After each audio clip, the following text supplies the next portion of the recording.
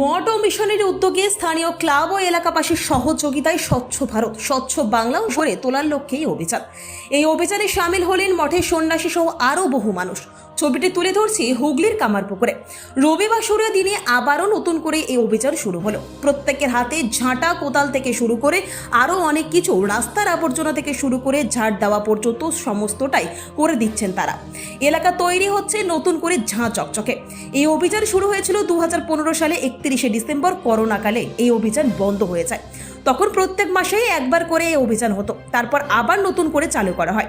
আগামী দিন প্রত্যেক মাসে এই অভিযান একদিন করে চলতে থাকবে। এই অভিযানে স্থানীয় 15 থেকে 16টা ক্লাব, স্থানীয় মানুষও পায়ে পা মেলান।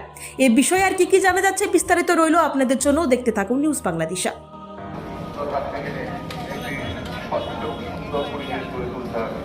স্বচ্ছতার মূল লক্ষ্যই হলো মানুষকে সুস্থ জীবনযাপনে এগিয়ে যাওয়া। আসুন আজকে আমরা রামকৃষ্ণ মঠ রামকৃষ্ণ মিশনের আমাদের সাধুরা রয়েছি, তার সঙ্গে এখানে স্থানীয় প্রায় 15-16টা ক্লাব। আমরা গত পরশু দিনে মিটিং করেছিলাম যে আমরা এটা করতে চাই বলে। স্বচ্ছ ভারত স্বচ্ছ বাংলা স্বচ্ছ কামারপুকুর বর্ডার প্রয়াস, এটা আমরা 2015 সালে 31শে ডিসেম্বর শুরু করেছিলাম। প্রতি মাসে একবার করে আমরা করতাম, করোনা পর্যন্ত হয়েছিল, করোনার সময় বন্ধ হয়েছিল। তারপরে এখন আমরা আবার চালু করেছি। শ্রীরামকৃষ্ণদেবের যে গত জন্মতিথি গেল, সেই ভগবান শ্রীরামকৃষ্ণদেবের 190তম জন্মতিথি উপলক্ষে আমরা একটা আগে স্বচ্ছ ভারত স্বচ্ছ কামারপুকুর করেছি আমরা, এবং আরও একটা করছি, এবং আমরা সিদ্ধান্ত নিয়েছি যে আমরা প্রতি মাসেই একটা করে আমরা করব। তো আমরা তার সঙ্গে আমাদের গ্রামের সমস্ত গ্রামবাসী, কামারপুর গ্রামবাসী বৃন্দ আছেন, কামারপুর গ্রামে 15-16টা ক্লাব, তারাও সবাই এসেছেন, এবং কিছু ইয়ং জেনারেশান, তাদের মধ্যে থেকে যারা আর্টিস্ট, ছবি টবি আঁকে, তারাও এসেছে, আমাদের সঙ্গে যোগদান করেছে। তো এটা খুব আনন্দের বিষয়। তো আমরা চালিয়ে যাচ্ছি আমাদের এই প্রয়াস, কিন্তু মানুষকে সচেতন হতে হবে। তারা সব প্লাস্টিক সব ফেলছে, তবু আমরা বলছি, মাইকে আমরা ঘোষণা করছি, ঘোষণা করে করে যাচ্ছি, আমরা পরিষ্কার করতে করতে যাচ্ছি। মানুষের মধ্যে সচেতনতা আসবে আশা করি। তো এটা চেষ্টা করে নিশ্চয়ই আমরা স্বচ্ছ কামারপুকুর, একটা কামারপুকুরকে আমরা ইচ্ছা আছে একটা মডেল ভিলেজ হিসাবে গড়ে তোলার জন্য। তো দেখা যাক, আশা করি শ্রীরামকৃষ্ণদেব, মা সারদা দেবী, স্বামী বিবেকানন্দ, তাদের আশীর্বাদে এটা আমরা পারব। কোথা থেকে শুরু হয়েছে এবং আমরা এটা শুরু করেছি আজকে প্রতিবারই আমরা শুরু করি কামারপুকুর মঠ থেকে। আমরা শুরু করি কামারপুকুর মঠের থেকে। আমরা 7টা 15 নাগাদ আমরা বেরিয়েছি। আমরা এসেছি এখন লাহা বাজার হয়ে আমরা যাব কামারপুকুর যে বাজার আছে সেখানে যাব, সেখান দিয়ে হয়ে মেন রোড ধরে আমরা যাব ডাকবাংলো থেকে আমরা বাঁ দিকে ঘুরে গিয়ে যে হাটতলা আছে, হাটতলায় চলে যাব। হাটতলা থেকে যে পীরতলা রয়েছে, পীরতলা হয়ে আমরা শ্রীরামকৃষ্ণদেবের যে পাঠশালা, যেখানে শ্রীরামকৃষ্ণ পড়াশোনা করেছিলেন বালক গদাধর, সেই পাঠশালার পাশ দিয়ে আমরা আবার মঠে ফেরত আসবো। এটাই আমাদের আজকের দিনের প্রজেক্ট। আমরা এক একটা সময় এক এক রকম আমরা রাস্তা ধরি, বিভিন্ন দিকে আমরা যাই। তো আজকের রাস্তাটা হচ্ছে এই রুট ধরে আমরা আজকে পরিষ্কার করছি। স্বচ্ছ ভারত স্বচ্ছ বাংলা এবং স্বচ্ছ কামারপুকুর অভিযান, যেটা 2015 সালে রামকৃষ্ণ মঠ ও মিশনের নেতৃত্বে শুরু হয়েছিল, আমাদের স্বামী লোকোত্তরানন্দজি মহারাজ, অধ্যক্ষ মহারাজের নেতৃত্বে। আজকে ওই একই প্রয়াস আমাদের শুরু হয়েছে, এবং আমাদের আগের দিনের মিটিংয়ে সিদ্ধান্ত হয়েছে প্রতি মাসে একটি করে রবিবার আমরা বেছে নিয়ে এই কামারপুকুরকে স্বচ্ছ করার লক্ষ্যে সবাই মিলে, সকল ক্লাব সংস্থা, রামকৃষ্ণ মঠের নেতৃত্বে আমরা এইভাবে বেরোবো। আজ কতটা যাবেন কামারপুকুর? আমরা এখান থেকে যাব রামকৃষ্ণ মঠ থেকে বেরিয়ে লাহাবাজার হয়ে ডাকবাংলো থেকে আবার পুরনো হাটতলা হয়ে রামকৃষ্ণ মঠে ফিরে আসবো।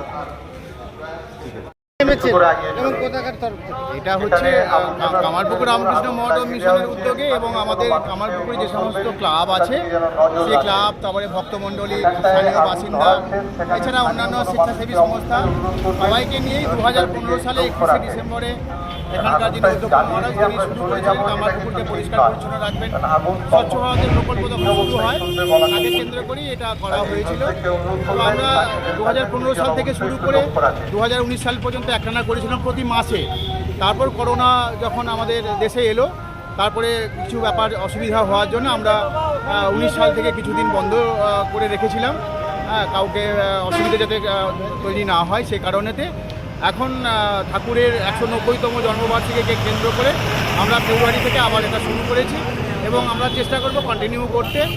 কামারপুকুরকে আমরা সুন্দরভাবে গড়ে তুলতে চাই, মানুষের মনে সাড়া জাগাতে চাই যে সারা প্রত্যেক পৃথিবীর মানুষ যেন কামারপুকুরে এসে দৃষ্টি আকর্ষণ করতে পারে, পরিষ্কার পরিচ্ছন্নতা লক্ষ্য করতে পারে। এছাড়াও আমরা আরও অনেক কিছু উদ্যোগ নেওয়া হচ্ছে, সেটা আমাদের রূপরেখা তৈরি হচ্ছে কামারপুকুরকে আরও সুন্দরভাবে আমরা যাতে গড়ে তুলতে পারি। তার জন্য মহারাজ বা আমাদের রামকৃষ্ণ মঠ মিশন ভাবনা চিন্তা আমাদের মধ্যে দিয়েছেন, আমরা সবাই সহযোগিতা করব এই কথা আমরা দিয়েছি। তো আজকে আমাদের স্বচ্ছ ভারত চলছে, আমরা এখান থেকে চটি যাবো, চটি থেকে আবার মঠে ফিরে তো আসবো। কামারপুকুরকে স্থানীয় ব্যবসাদার এবং স্থানীয় বাসিন্দাদের অনুরোধ করব যে আপনারা আমাদের সঙ্গে সামিল হয়ে যান এবং স্বচ্ছ এবং সুন্দর কামারপুকুর গড়ে তোলার জন্য আপনি আমাদের সঙ্গে সামিল হয়ে যান। আরামবাগ মতিলাল টেলিশপ ও স্যামসাং সার্ভিস সেন্টার অনলাইন বা যে কোনো দোকানের থেকে সস্তা, আপনাদের সকলের প্রিয় মতিলাল মোবাইল। তাই আজই আসুন। পুরানো মোবাইল সারানোর চেয়ে বেশি দামে এক্সচেঞ্জ, 0% ইন্টারেস্টে, 0 ডাউন পেমেন্ট, 0 কস্টে মোবাইল ফাইন্যান্সের সুবিধা।